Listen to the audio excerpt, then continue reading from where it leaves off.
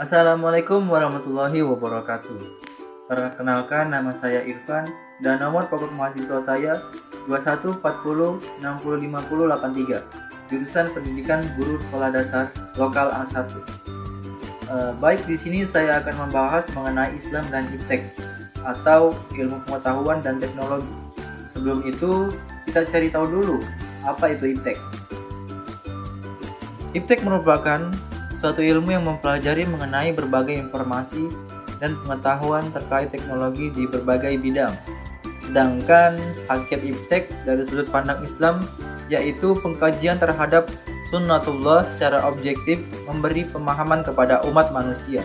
Dan terpenting adalah harus sejalan dan nilai-nilai keislaman. Ilmu pengetahuan dan teknologi adalah suatu hal yang dapat meningkatkan wawasan seseorang dalam bidang teknologi.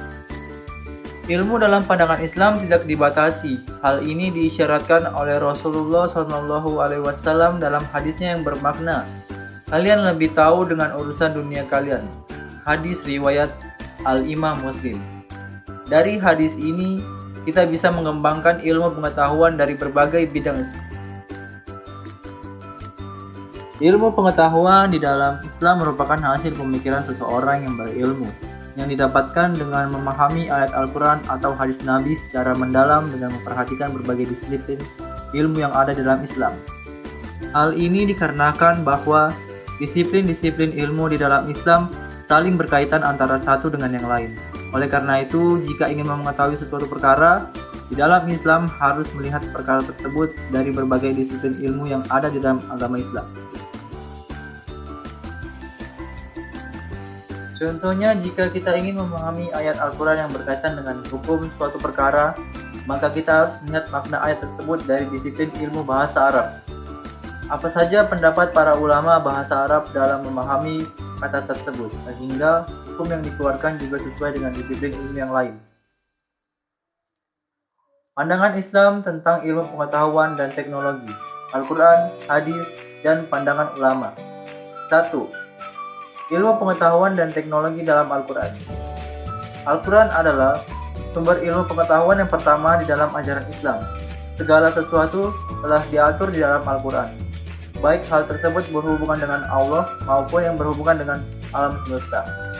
Berbicara tentang keutamaan ilmu pengetahuan, dari pandangan Al-Quran tentunya banyak ayat-ayat Al-Quran yang menjelaskan tentang ilmu pengetahuan. Bahkan wahyu yang pertama kali turun kepada baginda Rasulullah SAW menunjukkan betapa pentingnya ilmu pengetahuan.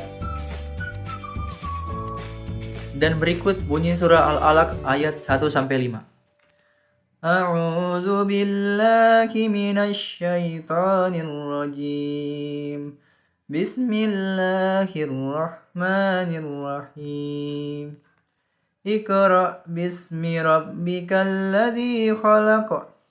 Khalaqal insana min 'alaq. Iqra wa rabbukal akram. Alladzi 'allama bil qalam. 'Allamal insana ma lam ya'lam. Shadaqallahul azim. Artinya, bacalah dengan menyebut nama Tuhanmu yang menciptakan. Dia telah menciptakan manusia dari segumpal darah. Bacalah, dan Tuhanmu lah yang maha mulia, yang mengajar manusia dengan pena. Dia mengajarkan manusia apa yang tidak diketahuinya.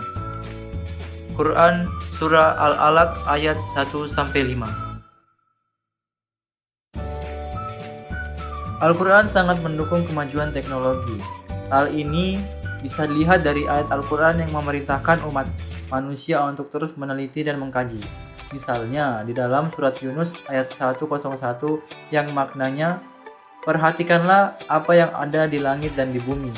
Bahkan ada beberapa nama surah di dalam Al-Quran berkaitan dengan tata surya, seperti surah Asy-Syams yang bermakna matahari, Al-Qamar yang bermakna bulan, dan An-Najm yang bermakna bintang. Pengetahuan dan teknologi dalam hadis. Hadis adalah sumber kedua agama Islam.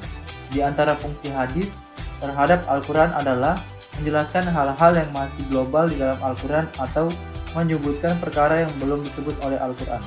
Oleh karena itu, hadis akan selalu mendukung Al-Quran dan tidak ada hadis yang bertentangan dengan Al-Quran. Rasulullah Shallallahu Alaihi Wasallam bersabda yang maknanya menuntut ilmu wajib ke atas setiap muslim. Hadis riwayat Al-Imam Ibnu Majah. Hadis ini sangat jelas bahwa Islam memerintahkan manusia untuk menuntut ilmu. Bahkan ada sebagian ilmu dari agama Islam wajib dipelajari oleh setiap muslim yang mukhalaf atau yang lebih dikenal sebagai ilmu fardu ain.